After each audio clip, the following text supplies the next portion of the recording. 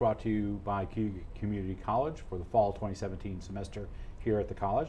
This is a show that is broadcast on Spectrum, Verizon, Fios, the Auburn Regional Media Access, better known as ARMA, as well as Win 89, the college's radio station. I'm your host, Guy Cosentino. If you're just tuning into this show, you may wonder what it's all about. We're not necessarily dealing with issues that may be on the front pages of our newspaper, but are important to have community discussions about, such as today's discussion on the E. John GAVRAS Center and their capital campaign, or shows that we have planned in the next 2 weeks on the Auburn Double Days, Community College, as well as the project at West Middle.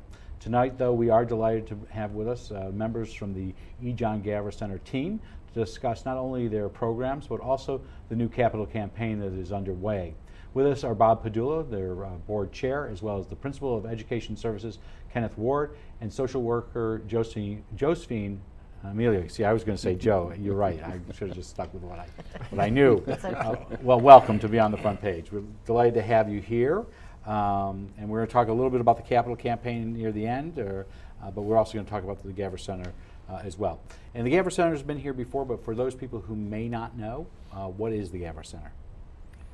Well, it's a local not-for-profit that provides programs and services for people of all ages with developmental disabilities, starting with preschool all the way up to adulthood. So, and your main office is on North Street, and that's where the majority of the capital campaign will take effect. All of it, yes. All of it. Yes. How do you have other properties as well? Yes, we have a property on out near the mall, which is where we run our day hab and community hab, and then we also have 3 individual residences where we house adults with developmental disabilities, 4 in each one of those properties. And about roughly how big a staff do you have? 120 right now, I believe. Right. Yes. Yep. And budget size? I ask that because you're a banker. I should say you are with Generations. You're just around the corner from here. It's approximately $6 million. Okay. Yes. And this was originally founded dealing specifically with cerebral palsy. In fact, it was, I think, the original tax form said United Cerebral Palsy. That's still our official name. Okay. Doing business as the E. John GAVRAS Center. But you do more than just dealing with cerebral palsy Absolutely. issues, and that's moved on. For those who may not know the history, who was E. John GAVRAS? He was a local physical therapist who was the first physical therapist back in 1953 when the cerebral palsy clinic was opened at Auburn Memorial Hospital. And this was named after him? That's correct, yes. Before you've had other people on here, and I know Danielle Ambrose, your executive director, can't be here. We're trying to get this in before the candidates forums as you do this part of your capital campaign. She's your executive director. Do you still partner with the organization in Utica as well? What kind of role do they play? Well, we've affiliated with them, a formal affiliation about 2 years ago. And what does that mean? What does affiliation mean? Well, it just gives us an ability to partner with a larger organization to give us a stronger voice in front of Albany when we're looking at funding, or Washington when we're looking at funding. And they've already brought some very distinct benefits to our affiliation relationship. But you still have your own board of directors here? Yes. So how long have you been on the board? Fall of 2011 I started. Okay, yes. So it's a little over 6 years. Why'd you join? Well, I had been working out of town prior to moving back here, and actually a colleague of mine who worked at Generations Bank had been on the GAVRAS board prior to that, and he was contemplating getting off, so he asked me if I would be interested. So I was, and I met with Rick Hansinger, and here we are. And Rick Hansinger, for those who don't know, was the third or fourth executive director of... Third, I believe. Third, yes. Of the GAVRAS Center, and he's still associated. In fact, he set this all up and yes. set you all up. I'm sorry. Say it, tell it like it is, guys. And he's been a very big supporter, and he and Danielle Ambrose were the first ones who said, we're doing this capital campaign, can we give it some exposure? So we're delighted to have you here. So where do you get most of your operating funds from? Medicaid. Medicaid, okay. And you do Medicaid service coordination there. Yep. And I know you have a lot of different programs we'll talk about a little bit, But what many people may know is that you have a UPK 3 and UPK 4 program. Over there you do educational programs. What exactly do you do?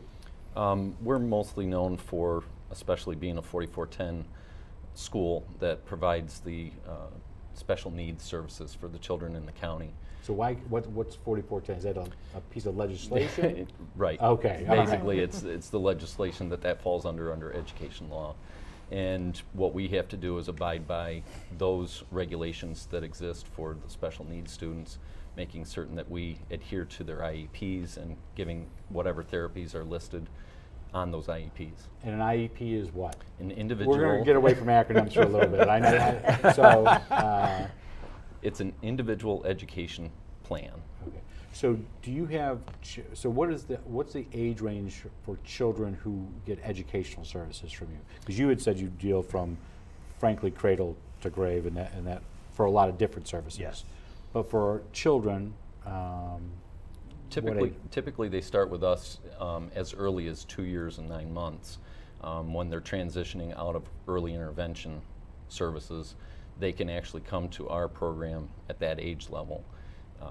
Basically, they have to have a transition meeting with their local or home district, and what they do is they hold a meeting that transitions from the early intervention services that happen in the home to coming to a facility like ours where we provide all the services that they would need at the GAVRAS Center then. So give us an example of what type of services they might get. They may get occupational therapy, physical therapy, speech therapy, and I get to work with some of them as well as a social worker. So how long have you been at GAVRAS? I've been a whole year. A whole year. Where were you before that? Before that, at the Freedom Recreation. Okay. And you've been with GAVRAS how long? Less than a year. Okay, so you're really the senior guy here. Yeah. And where were you before that? I was at the Port Byron School District as their assistant principal and athletic director, and then prior to that I was with the Weedsport Central School District for 20 years as a high school math teacher. Okay. So we'll ask all the math questions go to him, all the banking questions go to you. So I do know that you have a very well-regarded UPK 3 and UPK 4 program. For those who don't know, and we could have asked the same question to Jeff Parazola, who was here just a few minutes ago, UPK 3 and UPK 4 are newer programs, at least the way they're funded by the state of New York. So what exactly are they for you at GAVRAS?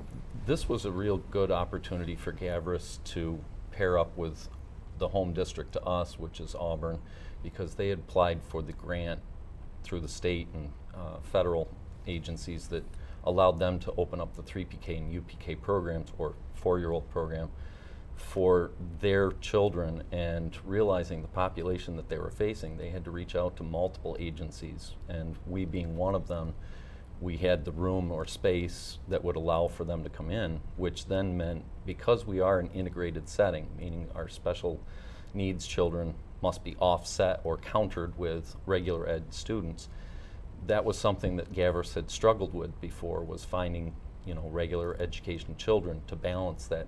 To meet the ratio. Right. Yeah. So this was a real good opportunity for us to meet that ratio, because we had been, cited by the state education department as you don't have the ratio level that you should. And again, this is before you got there, and this has been a long-standing issue, and part of it was a stereotype. Right, yes, very much so. It does help that a district like Auburn, or whether it's Weedsport or whoever, goes out there and says, we're going to do this, and we're going to do a fully integrated setting. So your ratio right now for a student who may have any of those needs, that may need occupational, speech, physical therapy, it could be 1, 2, a combination of both, or Oh, all yes. 3. What's the ratio of children with what we'll call special needs compared to those who may not have any needs whatsoever? Basically, in the classroom setting, what we have staff to student wise when it comes to the special needs is 8 students to 1 teacher, along with a teaching assistant or teacher aide. And then we basically do a 1-to-1 with the regular education, where we'll have 8 students to 1 teacher with a paraprofessional in there as well. And so you're looking at a classroom of 16 children with 2 teachers who need to be certified appropriately and 2 paraprofessionals. Now, additionally, we might have those special need children coming in with the need of having an adult with them at all times, just for safety purposes and to make certain that they're able to participate at the level that they can. So how many students do you have in UPK 3 and 4 at your site? Currently, with just the regular ed students, we are looking at, doing quick math here, 38, 40, 44 regular ed students that we have currently at our site. And do you have room for more? We actually do have some half-day openings in the 3 PK level.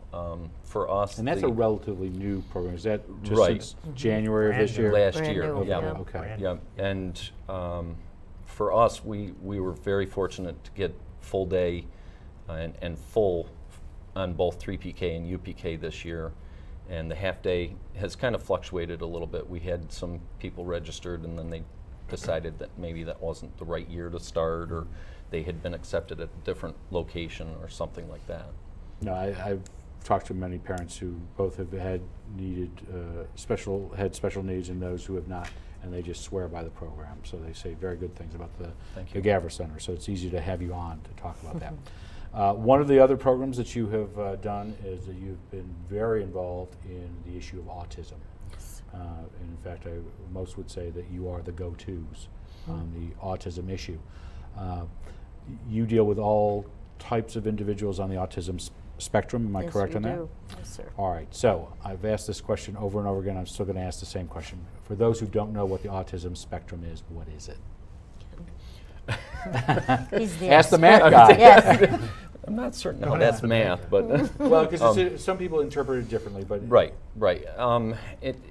It's also likened to an umbrella, where you can go from one edge all the way over to the other edge. And what that means is that you might have someone who just has, you wouldn't know that they had something going on, but they just might learn differently than someone else, versus someone who has many things developing, such as they have a tic, they're doing something that's abnormal to us, but to them is quite part of the regular day. Right, absolutely.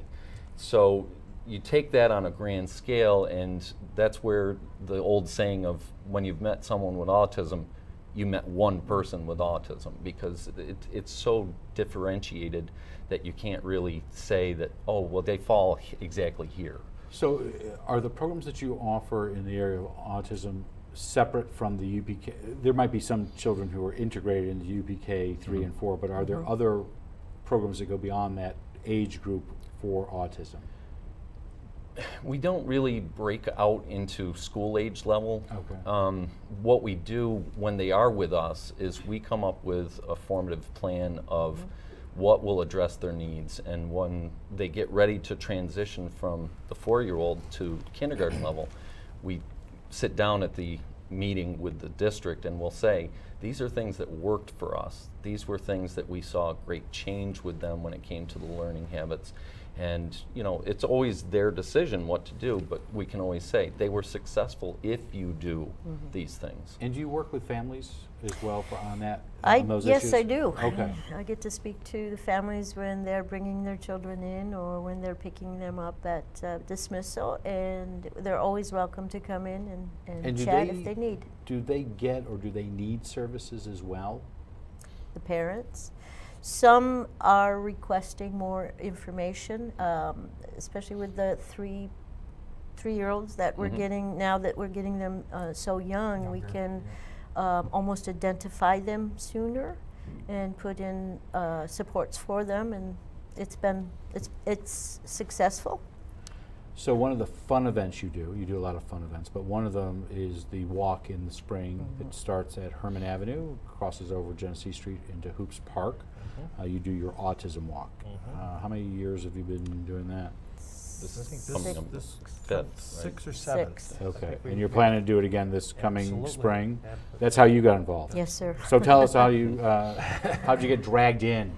Nancy Tian started the Autism Walk for the E. John GAVRAS Center, and as a member of Freedom, of course, Freedom Camp, we worked with many children that had around the spectrum and had other special needs. So Nancy reached out to us, and we, of course, went and worked together, and they started this wonderful fundraiser for the John Gavras Center, and I fell in love with their programs. I know you've been leading it because I see you out there, and you got the bullhorn and all that, and Can't do it it's just a without fun. Bob. It's a fun day. Yeah, it is. And you have several hundred people. This is not something where there's 50 people walking. No, this is I think several we're hundred talking of all ages. 400-ish, Yeah. yes, which is just remarkable. It is. For a community this size. Yeah. And so the other program that I have a special interest in, and I will never stop touting, is the Dolly Parton Imagination Library. Yeah. For those who don't know what it is, and if you watch this show regularly, I can't figure out if you wouldn't know that, but what is it? Well, it's a program that was obviously started by Dolly Parton back in 1995 and originally just addressed needs in Tennessee. And then in, I believe, 2000, she opened it up nationwide, maybe even worldwide, and tried to get agencies like us to partner with her. So it's a program where from birth to age 5, if a child is registered by their parents with an agency like the Gavras Center, they get an age-appropriate book each month of each year for 5 years. So if you're a child that's born now at Auburn Community Hospital, I know the nurses fill out the form, they send it over to you, and from the little engine that could till I think it's, and oh, you know, I was looking for one in my office. I brought 2 books to give you an example. Okay, so these are, and they're most likely a little too shiny for us, but Little Sleepyhead, which is no child whenever you want them to go to bed, and Otis and the Kittens, but they start off with the little engine that could, and then they end out with going to kindergarten. Right. Yes. Yes. So I know in our house we just got the last one. It's somewhat of a depressing thought, but it is the last one. My grandson got his last one about a There year you ago. go. So yes. So these are mailed. There is no cost to this, No. but I asked you before you came here to get me a number. So how many books have been given out in the last 9.5 years? Approximately 250,000 locally. So think about that for a second. Think about that for a second. So that's 250,000 books in a county of 80,000 people over 9 years. Yes. So again, no cost to parents. You just fill out the form. You said there's no income eligibility, and if you're a parent or a guardian, you don't have to necessarily be the. That's the, correct. the We guardian. just need to know that Grandparents the have filled child out has been born. and Yes. born. And Yes. so they are going to pop up the phone number for the Gavras Center, but you can go to the website. The brochures are all around town. I know Nancy Tien, who used to be here on a regular basis with it, is now at ABC Cayuga, which is the old Marine Midland Play space. bank. Yes. Play space. Those forms are over there.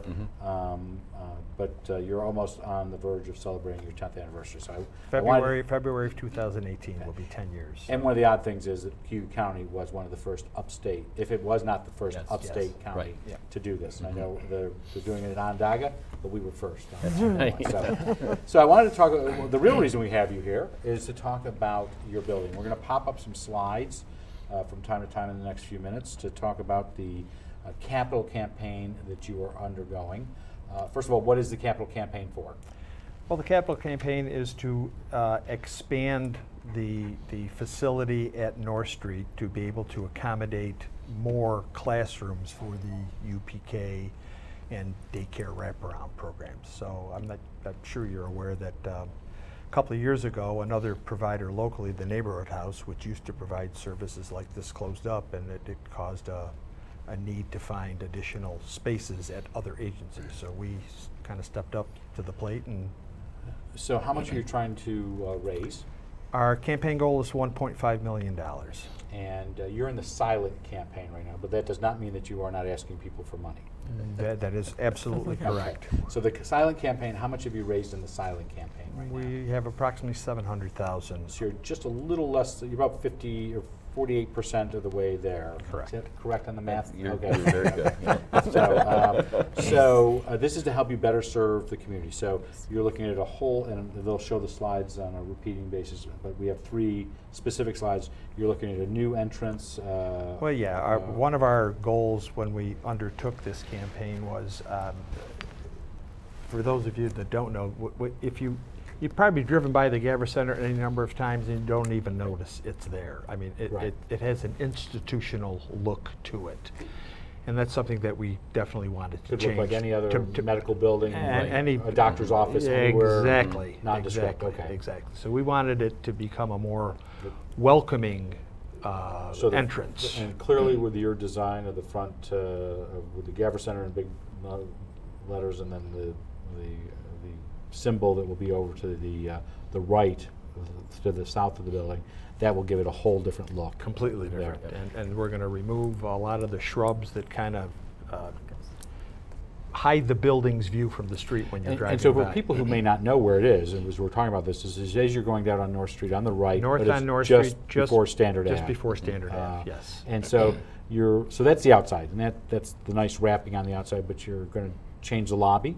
Yes. Which again is a very small, and again, if you thought you were walking into a doctor's office, it kind of is like walking in.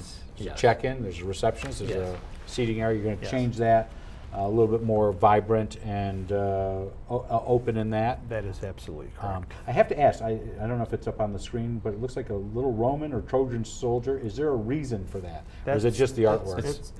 It's an idea of a possible mascot. Oh, a mascot, okay. Yes, yes. And then you're also going to have a separate piece in there, a motor skills room, correct? Absolutely. Correct. And so talk about that. What's going in the motor skills room? The motor skills room is kind of like our gymnasium, if you will. This is where our physical therapists and occupational therapists will have the children and provide therapy services.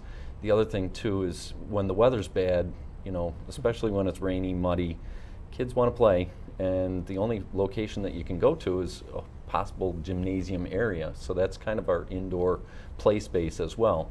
And the nice thing that we've done is we've spent a lot of time on this, and we've determined that if we can develop this into a room where we can kind of partition it off so the therapist can share a space along with the classroom coming down and having their 30 minutes of playtime, it's a win-win versus only having one room where a therapist tries to provide therapy, but then we need a classroom to come in and trying to have some playtime. So this really is our big space that we really want to see do well. So are you also looking to push the walls out to the east of the building, which would be going from North Street out east, so that you build additional classroom spaces, or no?